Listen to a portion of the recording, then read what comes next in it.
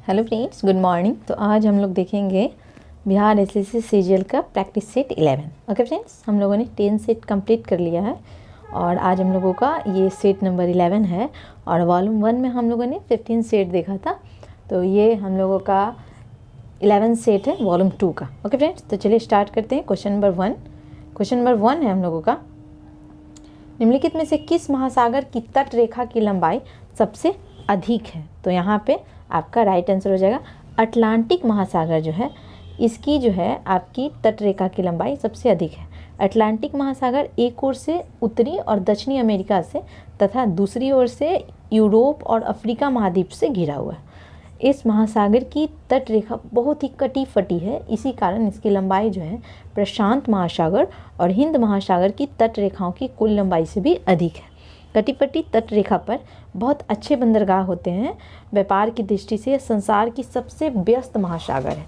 कौन सा? तो अटलांटिक महासागर व्यापार की दृष्टि से सबसे व्यस्त भी है। ओके फ्रेंड, चलिए नेक्स्ट क्वेश्चन है, कौन सा कथन असत्य है? इसमें से आपको असत्य कथन पहचानना है। ओके फ्रेंड्स, चलिए तो यहाँ पे राइट आंसर हो जाएगा बी, धरातल पर वायुमंडल के दबाव की मात्रा सभी स्थान पर एक समान है। तो ये होता है आपका असत्य कथन, इसमें से चुनना था, तो ये आपका असत्य है। गतिशील वायु को पवन कहते हैं, ये सही है। वायुमंडल के कारण पृथ्वी पर दिन एवं रात के तापमान में अधिक अंतर नहीं हो पाता, ये भी सही है। और वायुमंडल का लगभग 97% वायु धरातल के निकट होती है। ओके फ्रेंड्स, चलिए नेक्स्ट देखते हैं, निम्नलिखित में से किस महाद्वीप को पठारों का महाद्वीप कहा जाता है? तो यहाँ पे आपका राइट आंसर हो जाएगा अफ्रीका। अफ्रीका को हम लोग पठारों का महाद्वीप कहते हैं, जहाँ पे घने वन, विस्तृत घास के मैदान और विशाल मरुस्थल फैले हैं। यह सभी महाद्वीपों में सबसे अधिक उष्ण है। यह उष्ण कटिबंध और शीतोष्ण कटिबंधों में स्थित है। इसकी जलवायु, वनस्पति एवं जीव जंतुओं में बहुत विविधता है। यह महाद्वीप वन्य जीव, खनिज और शक्ति के साधनों से संपन्न है। ओके फ्रेंड, चलिए नेक्स्ट है क्वेश्चन, अरावली एवं विंध्य श्रृंखलाओं के मध्य में कौन सा पठार स्थित है?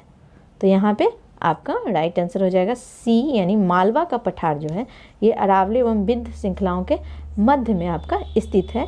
इसकी उत्तरी सीमा अरावली एवं पश्चिमी सीमा जो है वो विंध्य श्रेणी और पूर्वी सीमा बुंदेलखंड पठार द्वारा निर्धारित की जाती है। ओके फ्रेंड्स, चलिए नेक्स्ट है, बिहार का पटना जिला कितने जिलों के साथ अपनी सीमा साझा करता है? तो ये हो जाएगा 9। तो कौन कौन सा है आपका?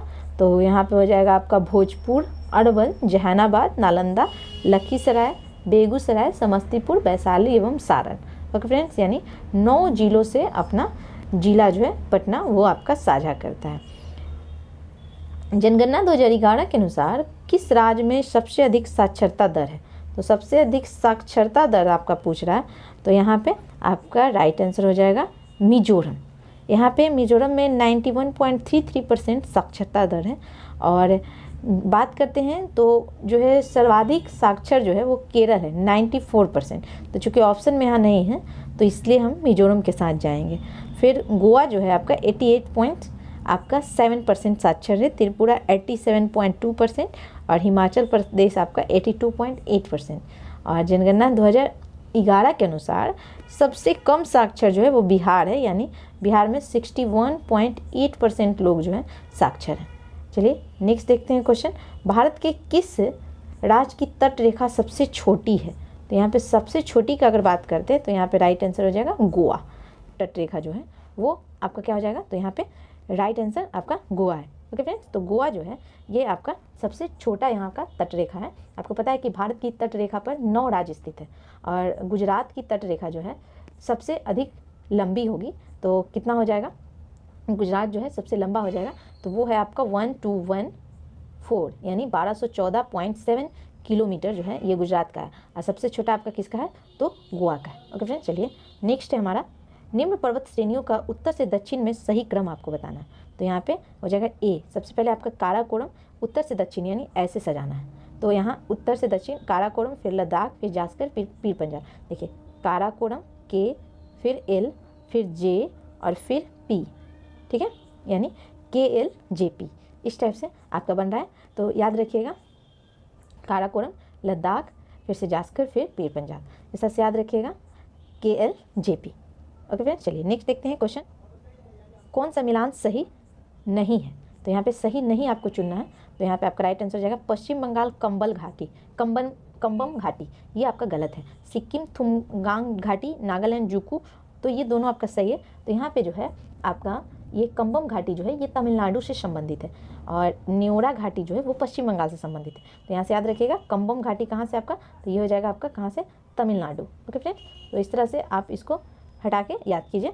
चलिए नेक्स्ट देखते हैं, कौन सा देश भारत के 5 राज्यों केंद्र शासित प्रदेश से जुड़ा हुआ है। तो यहाँ पे देश की बात हो रही है, तो डी जो है बिल्कुल सही हो जाएगा, यानी चीन, नेपाल, पाकिस्तान, तीनों जो है वो आपका जुड़ा हुआ है। चलिए नेक्स्ट देखते हैं, कौन सी नदी बंगाल की खाड़ी में नहीं गिरती है। तो यहाँ पे राइट आंसर हो जाएगा ए, गंगा बेली नदी जो है ये आपकी अरब सागर में गिरती है। यहाँ पे पूछा था बंगाल की खाड़ी में नहीं गिरती है, तो गंगा बेली जो होगी यहाँ पे राइट आंसर हो जाएगा। और ये जो है नदी कर्नाटक राज्य में पश्चिमी घाट पर्वत से निकलकर कर्नाटक राज्य में बहते हुए अरब सागर में गिरती है। ओके फ्रेंड्स, चलिए नेक्स्ट देखते हैं क्वेश्चन, विधान परिषद साधारण विधेयक को अधिक से अधिक कितने समय तक रोक सकती है। तो यहाँ पे आपका क्या राइट आंसर हो जाएगा, तो देखिए जब साधारण विधेयक की बात होती है तो ये आपका 4 माह तक रोका जाता है, यहाँ से याद रखिएगा। तो यहाँ पे देखिए विधान परिषद साधारण विधेयक को अधिक से अधिक कितने दिन तक रोकेगी, तो 4 माह। बात करते हैं वित्त विधेयक को सिर्फ विधानसभा में ही पेश किया जा सकता है। विधान परिषद वित्त विधेयक को ना ही अस्वीकृत कर सकती है और ना ही 14 दिनों से अधिक रोक सकती है। ओके फ्रेंड्स, तो ये विधान परिषद जो है वो आपके वित्त विधेयक को 14 दिन से अधिक नहीं रोक सकती है। लेकिन यहाँ पे आपका क्या है, विधान परिषद साधारण विधेयक जब होगा तो ये कितने दिन तक रोक सकती है, 4 माह। नेक्स्ट देखते हैं क्वेश्चन, भारत के किस राज्य में कॉफ़ी सबसे अधिक, तो कॉफ़ी का जब बात आएगा तो यहाँ पे आपका कर्नाटक जो है वो नंबर 1 पे हो जाता है। तो यहाँ देश का जो है कुल उत्पादन जो होता है लगभग 53% होता है। इसके बाद दूसरे स्थान और तीसरा स्थान आपका हो जाएगा, दूसरा आपका केरल का हो जाएगा और तीसरे स्थान की अगर बात करते हैं तो वो हो जाएगा तमिलनाडु। ओके फ्रेंड्स, चलिए निम्नलिखित में से बिहार के किस जिले में ताल मिट्टी का विस्तार नहीं हुआ है। तो यहाँ पे आपका राइट आंसर हो जाएगा बेगूसराय। गंगा नदी के दक्षिणी तटबंध के दक्षिण में निम्न भूमि का क्षेत्र है जिसमें बाढ़ तथा वर्षा का जल भर जाने से यह निम्न भूमि क्षेत्र जलमग्न हो जाता है, जिसे टाल या ताल कहते हैं। नेक्स्ट क्वेश्चन हमारा, कौन सी जनजाति अरुणाचल हिमालय में नहीं पाई जाती। तो यहाँ पे कौन सी जाति, तो यहाँ पे हो जाएगा टोडा। तो टोडा जो है ये भूटान हिमालय से लेकर पूर्व में दिफू दर्रे तक फैला हुआ है। ये आपका इस क्षेत्र में पश्चिम से पूर्व बसी हुई जनजातियाँ मोनपा, डफला, अम्बोड़, मिसमी, निशी और नागा है। वृहद हिमालय की घाटियों में भोटिया जनजाति के लोग रहते हैं। ओके फ्रेंड्स, चलिए नेक्स्ट देखते हैं क्वेश्चन, किसको लाला लाजपत राय ने अपना राजनीतिक गुरु माना था। तो यहाँ लाला लाजपत राय के राजनीतिक गुरु कौन हो जाएंगे, तो मैजिनी जो हैं ये लाला लाजपत राय के ये हो जाएंगे आपके राजनीतिक गुरु। लाला लाजपत राय ने इटली के क्रांतिकारी मैजिनी के विचार से प्रभावित होने के बाद उन्हें अपना राजनीतिक गुरु माना था और मैजिनी की रचना है द ड्यूटीज ऑफ मैन का उर्दू में अनुवाद भी किया था। ओके फ्रेंड, चलिए नेक्स्ट है, किस तिथि को महारानी विक्टोरिया ने भारतीय प्रशासन को ब्रिटिश क्राउन के नियंत्रण में लेने की घोषणा की। तो यहाँ पे आपका हो जाएगा 1 नवंबर 1858 को। नेक्स्ट देखते हैं क्वेश्चन, दिलवाड़ा का जैन मंदिर कहाँ स्थित है। तो यहाँ पे हो जाएगा आपका माउंट आबू। नेक्स्ट है 1857 के विद्रोह का नेतृत्व बिहार में किसने किया। तो यहाँ पे आपका राइट आंसर हो जाएगा ए, कुंवर सिंह ने 1857 के विद्रोह का नेतृत्व बिहार में किया था। नेक्स्ट देखते हैं, शिवाजी का छत्रपति के रूप में औपचारिक राज्याभिषेक कहाँ पर हुआ था। तो यहाँ पे आपका राइट आंसर हो जाएगा रायगढ़। यहाँ पे रायगढ़ में आपका 6 जून 1674 को शिवाजी का राज्याभिषेक हुआ था। किसके सुझावों पर भारतीयों को साइमन कमीशन से बाहर रखा गया। तो यहाँ पे आपका हो जाएगा Lord Irwin. Congress socialist party की पहली बैठक कहाँ आयोजित की गई थी। तो ये पटना में की गई थी। मई 1934 में पटना में कांग्रेस के महासमिति की बैठक के दौरान बिहार सोशलिस्ट पार्टी सदस्यों की एक अलग बैठक हुई थी जिसमें अखिल भारतीय समाजवादी दल की स्थापना को औपचारिक मान्यता दी गई थी। ओके फ्रेंड, चलिए नेक्स्ट देखते हैं, 1857 के विद्रोह में राष्ट्रीयता की भावना का अभाव था और यह सैनिक विद्रोह से बढ़कर कुछ नहीं था। यह कथन किसका है। तो ये कथन जो है आरसी मजुमदार जी का है, जो ये बोलते थे कि जो 1857 की जो विद्रोह हुई थी उसमें राष्ट्रीयता की भावना का अभाव था और यह सैनिक विद्रोह से बढ़कर और कुछ नहीं था। ओके फ्रेंड्स, चलिए निम्नलिखित में से किसने सबसे पहले भारत से धन के निष्कासन का सिद्धांत प्रस्तुत किया। तो यहाँ पे आपका राइट आंसर क्या हो जाएगा, तो दादा भाई नौरोजी। ये भारत से धन निष्कासन का सिद्धांत जो है ये दादा भाई नौरोजी के द्वारा प्रस्तुत किया गया था। नेक्स्ट है, रैयतवाड़ी व्यवस्था सर्वप्रथम कहाँ लागू की गई। तो रैयतवाड़ी व्यवस्था जो है ये आपका मद्रास में पहली बार 1729 में कैप्टन रीड के प्रयास से ये व्यवस्था जो है लाई गई थी। ओके फ्रेंड्स, चलिए नेक्स्ट है हमारा, कौन पतियों में उपस्थित रंध्रों के बारे में असत्य कथन है। तो यहाँ पे आपका असत्य कथन आपको पहचानना है, तो यहाँ डी हो जाएगा, रंध्र पोषक तत्वों को नियंत्रित करते हैं। ओके फ्रेंड्स, तो यहाँ पे क्या बोलना था, असत्य बताना था। तो बाष्पोत्सर्जन का कार्य करता है, सही है। O2 CO2 का आदान प्रदान, ये भी रंध्र का काम है। रंध्र दिन में खुले एवं रात में बंद रहते हैं, ये सब सही है आपका। नेक्स्ट है, कौन सी ग्रंथि मेलाटोनिन हार्मोन स्रावित करती है। तो यहाँ पे आपका पीनियल ग्रंथि जो है, इसका काम होता है मेलाटोनिन हार्मोन को स्रावित करना। ये ग्रंथि अग्र मस्तिष्क के पृष्ठीय भाग में स्थित होती है। यह हार्मोन सोने जागने के चक्र एवं शरीर के तापमान को नियंत्रित करती है। नेक्स्ट है, कौन सा मानव लार मुख गुहा में उपस्थित होते हैं। तो यहाँ पे आपका राइट आंसर हो जाएगा सभी, विद्युत अपघटय, लाइसोजाइम और इमाइलेज, ये तीनों जो हैं आपके मुख गुहा में उपस्थित होते हैं। चलिए नेक्स्ट देखते हैं क्वेश्चन, पेंसिलिन के आविष्कारक कौन थे। तो यहाँ पे आपका राइट आंसर हो जाएगा अलेक्जेंडर फ्लेमिंग। इन्होंने पेंसिलिन एंटीबायोटिक का एक समूह है जिसकी व्युत्पत्ति पेंसिलिन कवक से हुई है, और सभी पेंसिलिन बीटा लैक्टेम एंटीबायोटिक होते हैं। पेंसिलिन की खोज जो थी फ्लेमिंग साहब ने की थी। अलेक्जेंडर ग्राहम बेल ने टेलीफोन के आविष्कार की थी, ये टेलीफोन के आविष्कारक हैं। और एडवर्ड जेनर जो हैं, इन्होंने टीका का आविष्कार किया था। लेक्स है, किस प्रकार की तरंगों का प्रयोग रात्रि दृष्टि उपकरण में किया जाता है। तो यहाँ पे आपका औरक तरंग जो है, इसका यूज हम लोग करते हैं रात्रि दृष्टि उपकरण में। फोटोग्राफी में उपयोगी तत्व है। तो यहाँ पे आपका बी यानी सिल्वर ब्रोमाइड जो है, ये फोटोग्राफी में प्लेट जो होता है विकसित करने के लिए घोल में तब तक रखा जाता है जब तक उस पर लगा समस्त सिल्वर ब्रोमाइड घुल नहीं जाता है। ओके फ्रेंड्स, नेक्स्ट है हमारा, एक बायोगैस संयंत्र कौन सी प्रक्रिया होती है। तो बायोगैस संयंत्र में कौन सा होगा। तो यहाँ पे किण्वन, यानी गोबर में बहुत अधिक मात्रा में ऊर्जा होती है जिसे बायोगैस संयंत्र में किण्वन प्रक्रिया द्वारा निकाला जाता है। यहाँ से याद रखिएगा, बायोगैस का मुख्य घटक हाइड्रोकार्बन है जो ज्वलनशील होता है और इसे जलाने पर ताप और ऊर्जा मिलती है। बायोगैस का उत्पादन एवं जैव रासायनिक प्रक्रिया द्वारा होता है। नेक्स्ट है, पौधे नाइट्रोजन किस रूप में प्राप्त करते हैं। तो ये बहुत VVI क्वेश्चन है और हम लोगों से बहुत गलती हो जाता है। तो यहाँ पे नाइट्रोजन जो है वो उसे नाइट्रेट के रूप में जो है वो यूज करते हैं। तो ये नाइट्रेट जो है नाइट्रोजन तथा ऑक्सीजन के संयोग से बने हुए यौगिक होते हैं। पौधे को वृद्धि के लिए नाइट्रोजन की आवश्यकता होती है, यह इसकी पूर्ति वायु अथवा जल में घुलनशील नाइट्रेट से करते हैं। ओके फ्रेंड्स, नेक्स्ट है हमारा, कौन आंखों में प्रकाश की किरण की मात्रा को निर्धारित करता है। तो यहाँ पे आपका हो जाएगा प्यूपिल। जो प्यूपिल होता है वो प्रकाश की किरण को मात्रा को निर्धारित करता है। आइरिस प्रकाश की तीव्रता को निर्धारित करता है, लेकिन यहाँ प्रकाश की किरण की मात्रा को जब बात होता है तो ये प्यूपिल होगा, लेकिन तीव्रता का बात करते हैं तो वो आइरिस करता है। ओके फ्रेंड्स, और प्रकाश आँख के पारदर्शी बाहरी आवरण कॉर्निया के माध्यम से प्रवेश करता है। ठीक है, तो कॉर्निया का यूज आपको पता चल गया, ये कॉर्निया के माध्यम से ये प्रवेश करता है। और नेत्र गोलक जो होता है वो आपका गोल होता है और इसलिए कॉर्निया एक लेंस के रूप में कार्य करता है। हाइड्रोजनीकरण की प्रक्रिया में किसे उत्प्रेरक के रूप में प्रयोग किया जाता है। तो यहाँ पे Na यानी निकेल जो होगा, इसका यूज हम लोग क्या करते हैं, हाइड्रोजनीकरण प्रक्रिया जो होती है उसमें यूज करते हैं। नेक्स्ट देखते हैं क्वेश्चन, कौन हाइड्रोजन का एक समस्थानिक है। तो यहाँ पे आपका हाइड्रोजन का समस्थानिक पूछ रहा है, तो यहाँ पे आपका राइट आंसर हो जाएगा उपयुक्त सभी, पोटेशियम, डाइट्रियम और ड्यूटेरियम तीनों आपका हाइड्रोजन के समस्थानिक है। नेक्स्ट है, किसका प्रयोग मंदक के रूप में किया जाता है। तो यहाँ पे आपका राइट आंसर हो जाएगा ग्रेफाइट। तो ग्रेफाइट जो है इसका यूज हम लोग मंदक के रूप में करते हैं। नेक्स्ट है, किसी परमाणु के बाह्यतम कक्ष में इलेक्ट्रॉन को प्राप्त करने के लिए जितनी ऊर्जा की आवश्यकता होती है उसे कहते हैं। तो इलेक्ट्रॉन को प्राप्त करने के लिए जितनी ऊर्जा की आवश्यकता होती है उसे हम लोग बोलते हैं आयनीकरण ऊर्जा। ओके फ्रेंड्स, नेक्स्ट है, कौन एल्केन का सूत्र है। तो यहाँ एल्केन का सूत्र है आपका क्या हो जाएगा, तो यहाँ पे आपका हो जाएगा CnH2n+2, यानी दुगना से जितना कार्बन होगा उससे डबल से 2 अधिक होता है, उसको हम लोग एल्केन बोलते हैं। और एल्केन जो होता है आपका संतृप्त हाइड्रोकार्बन होता है।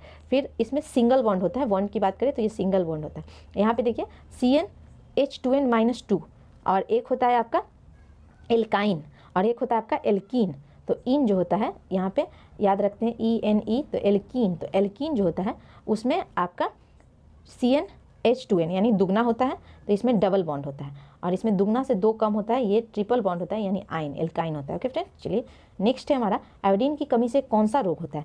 तो आयोडीन की कमी से हम लोग सभी जानते हैं घेंगा रोग होता है, जो कि आयोडीन नमक से हमें प्राप्त होता है, जो कि थायराइड ग्रंथि में वृद्धि हो जाती है। तो आयोडीन की कमी से ये हो जाता है, थायराइड ग्रंथि जो होती है उसमें वृद्धि हो जाती है। आयोडीन की कमी से घेंगा रोग होता है, जिसे हम लोग गलगंड के नाम से भी जानते हैं। और हर इंसान को लगभग रोज़ जो है 150 माइक्रोग्राम आयोडीन लेना चाहिए। ओके फ्रेंड्स, चलिए नेक्स्ट देखते हैं। स्त्रियों में रजोनोवृत्ति के पश्चात किस हार्मोन का उत्पादन समाप्त हो जाता है? तो यहाँ पे आपका राइट आंसर हो जाएगा प्रोजेस्टेरॉन। तो मासिक धर्म के अस्थायी रूप से बंद हो जाने के बाद रजोनोवृत्ति यानी मेनोपॉज कहा जाता है। साधारणतः कन्याओं को 14 या 15 की आयु में उष्ण प्रदेशों में इससे भी पूर्व मासिक धर्म आरंभ हो जाता है, जिसका अर्थ है कि कन्या गर्भ धारण के योग हो गई है। ओके फ्रेंड्स, और प्रोजेस्टेरॉन एवं एस्ट्रोजन हार्मोन किसी महिला के मासिक चक्र के में महत्वपूर्ण भूमिका अदा करते हैं। जब अंडाशय द्वारा एस्ट्रोजन एवं प्रोजेस्टेरॉन का उत्पादन बंद कर दिया जाता है तो मासिक चक्र समाप्त हो जाता है। चलिए नेक्स्ट देखते हैं। प्रकाश संश्लेषण हेतु सर्वाधिक क्रियाशील प्रकाश है, तो यहाँ पे आपका राइट आंसर हो जाएगा लाल प्रकाश। और द्वितीय का अगर बात करते हैं तो वो होता है आपका नीला। और वर्णहरित लाल प्रकाश की अपेक्षा नीला प्रकाश अधिक अवशोषित करते हैं, परंतु प्रकाश संश्लेषण में सबसे अधिक उपयोग जो है लाल प्रकाश का ही होता है। मलेरिया से मानव शरीर का कौन सा अंग प्रभावित होता है? तो ये हम सभी को पता है। यहाँ पे आपका राइट आंसर हो जाएगा प्लीहा, स्प्लीन या तिल्ली, ये आपका होता है। तो ये जो होता है एक कोशिकीय प्रोटोजोआ जंतु के कारण होता है आपका मलेरिया, और इसकी वाहक मादा एनाफ्लीज मच्छर होती है जो कि द्वितीयक पोषक है। इससे प्रभावित होने वाला अंग प्लीहा होता है। और इसमें क्या होगा, अचानक सर्दी लगता है, इसका सिम्टम्स होता है। फिर गर्मी लगकर तेज बुखार होगा, पसीना आकर बुखार कम व कमजोर महसूस कर। नेक्स्ट क्वेश्चन है, निकट दृष्टि दोष मायोपिया वाला व्यक्ति देख सकता है, तो यहाँ पे क्या देख सकता है? तो ऑप्शंस हैं आपके पास। तो यहाँ पे आपका हो जाएगा ऑप्शन ए, नज़दीक स्थित वस्तु को स्पष्ट रूप से। देखिए निकट दृष्टि दोष में क्या होता है, तो निकट की वस्तु जो है वो स्पष्ट रूप से दिखाई देती है, और इसके दूर करने के लिए हम लोग क्या उपाय करते हैं? तो हम लोग यूज करते हैं अवतल लेंस का। ओके फ्रेंड्स, चलिए नेक्स्ट देखते हैं क्वेश्चन। एक झील में द्वितीयक यानी दूसरी पोषण स्तर होता है, तो यहाँ पे आपका राइट आंसर हो जाएगा प्राणी प्लवक। ये आपका सभी जीव अपने पोषण या आहार के स्रोत के आधार पर आहार श्रृंखला में एक विशेष स्थान ग्रहण करते हैं, जिसे ट्रैपिक लेवल पोषण स्तर के नाम से जाना जाता है। उत्पादक प्रथम स्तर से शाकाहारी प्राथमिक उपभोक्ता, दूसरे स्तर पे ये मांसाहारी यानी द्वितीयक उपभोक्ता, और तीसरे पोषण स्तर से संबंधित होते हैं। ओके फ्रेंड्स, चलिए नेक्स्ट देखते हैं। गैंडा संरक्षण परियोजना कब शुरू हुई? तो यहाँ पे आपका राइट आंसर हो जाएगा ए, 1987 में जो है गैंडा संरक्षण जो है ये आपकी शुरुआत हुई थी। और भारत की शुरुआत जो है, भारत में इसकी शुरुआत असम जो है, असम में आपका काजीरंगा राष्ट्रीय उद्यान से की गई है। और बात करते हैं तो विश्व के लगभग 2/3 एक सींग वाले गैंडे जो हैं वो काजीरंगा राष्ट्रीय उद्यान में पाए जाते हैं। इसे वर्ष 2006 में टाइगर रिजर्व घोषित कर दिया गया था। और असम की काजीरंगा उद्यान तथा मानस अभ्यारण्य एवं पश्चिम बंगाल के जालदापाड़ा अभ्यारण्य यानी जलपाईगुड़ी में एक सींग वाले गैंडे पाए जाते हैं। ओके फ्रेंड्स, कहाँ कहाँ पाए जाते हैं एक सींग वाले गैंडे? तो ये असम का काजीरंगा और मानस, और पश्चिम बंगाल का एक है आपका जालदापाड़ा यानी जलपाईगुड़ी में जो अभ्यारण्य है। तो ये 3 जगह जो है एक सींग वाले गैंडे पाए जाते हैं। नेक्स्ट है हमारा, राष्ट्रीय आय की गणना किस विधि द्वारा की जाती है? तो जब राष्ट्रीय आय निकालते हैं तो उसकी गणना जो है ये उपयुक्त सभी यानी उत्पाद विधि, आय विधि और व्यय विधि, तीनों विधि से की जा सकती है। जैसे आय विधि में उत्पादन के कारकों को मिलने वाले प्रतिफल का योग करके, उत्पाद विधि हो जाएगा फर्मों द्वारा उत्पादित वस्तुओं और सेवाओं के समस्त मूल्य की माप करके, और व्यय विधि में क्या हो जाएगा, फर्मों द्वारा प्राप्त व्यय के समस्त मूल्य की माप करके। ओके फ्रेंड्स, चलिए नेक्स्ट है 2011 की जनगणना के अनुसार देश में कार्य सहभागिता दर है, तो यहाँ पे आपका राइट आंसर हो जाएगा डी, 39.8%। राष्ट्रीय आय की गणना करते समय निम्नलिखित में से किसको शामिल किया जाता है? तो यहाँ पे आपका राइट आंसर हो जाएगा चौकीदारी की आय। देखिए गृहिणी की सेवाएं इसमें कोई नहीं, पेंशन भी नहीं, तो यहाँ चौकीदारी की आय जो है राष्ट्रीय आय की गणना करते समय यूज करते हैं हम लोग उसका। नेक्स्ट है, भारत के किस शहर को उत्तर भारत का मैनचेस्टर बोला जाता है? तो यहाँ पे आपका हो जाएगा कानपुर। तो भारतीय अर्थव्यवस्था में कपड़ा उद्योग का कृषि के बाद दूसरा स्थान है। यह भारत का सबसे प्राचीन उद्योग है। भारत के मैनचेस्टर नाम से भारत के 3 शहर प्रसिद्ध हैं। पहला पूरे भारत का मैनचेस्टर गुजरात राज्य के अहमदाबाद शहर को बोलते हैं। दूसरी उत्तर भारत का मैनचेस्टर उत्तर प्रदेश राज्य के कानपुर को बोला जाता है। और तीसरा आपके दक्षिण भारत का मैनचेस्टर तमिलनाडु के कोयम्बटूर को बोला जाता है। ओके फ्रेंड्स, चलिए नेक्स्ट है हमारा, किस राज्य में आम का सर्वाधिक उत्पादन होता है? तो आम का सबसे अधिक उत्पादन आपका उत्तर प्रदेश में होता है। और भारत में कुल उत्पादन जो होता है 23.57% होता है, और ये केवल उत्तर प्रदेश राज्य से होता है। उसके बाद दूसरा सर्वाधिक आम का उत्पादन वाला राज्य आंध्र प्रदेश है। नेक्स्ट देखते हैं, भारतीय ओलंपिक संघ IOA का मुख्यालय कहाँ स्थित है? तो यहाँ पे आपका राइट आंसर हो जाएगा नई दिल्ली। नेक्स्ट देखते हैं क्वेश्चन, नॉर्मन बोरलॉग पुरस्कार से सम्मानित प्रथम महिला। तो यहाँ पे आपका राइट आंसर हो जाएगा ए, डॉक्टर अमृता पटेल जो हैं, यहाँ पे बिल्कुल सही हो जाएगा।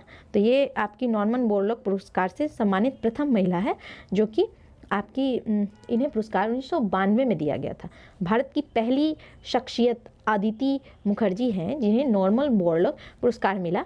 उन्हें वर्ल्ड फूड प्राइज फाउंडेशन की ओर से फील्ड रिसर्च के लिए यह पुरस्कार दिया गया। ओके फ्रेंड्स, चलिए नेक्स्ट देखते हैं, पुस्तक 1984 किसके द्वारा लिखी गई।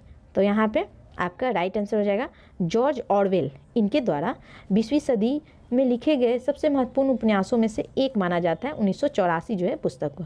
इसके लेखक जॉर्ज ऑरवेल का असली नाम था एरिक आर्थर ब्लेयर।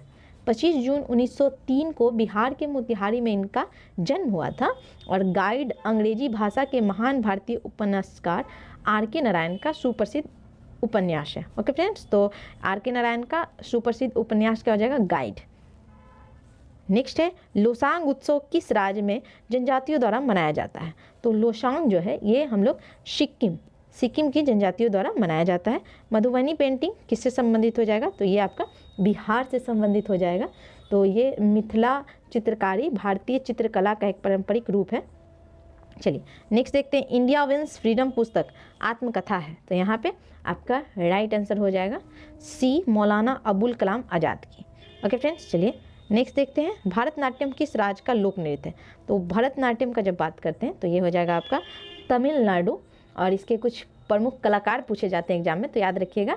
तो यहाँ पे भरतनाट्यम से जुड़ी हुई हैं यामिनी कृष्णमूर्ति, सोनल मानसिंह, रुक्मणी देवी, SK Saroj, Priyadarshini Govind. Okay friends, चलिए नेक्स्ट देखते हैं क्वेश्चन, केंद्रीय गन्ना अनुसंधान संस्थान कहाँ अवस्थित है। तो यहाँ पे आपका राइट आंसर हो जाएगा बिल्कुल सही सी, कोयम्बटूर। केंद्रीय गन्ना अनुसंधान संस्थान आपका कोयम्बटूर में स्थित है। ओके फ्रेंड्स, नेक्स्ट है, विश्व एड्स दिवस किस तिथि को मनाया जाता है। तो एड्स दिवस हम लोग कब मनाते हैं, तो 1 दिसंबर जो है इस तिथि को हम लोग मनाते हैं विश्व एड्स दिवस।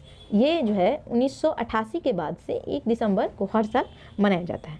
इसका उद्देश्य एड्स महामारी के प्रति जागरूकता बढ़ाना और इस बीमारी से जिसकी मौत हुई है उनका शोक मनाना है।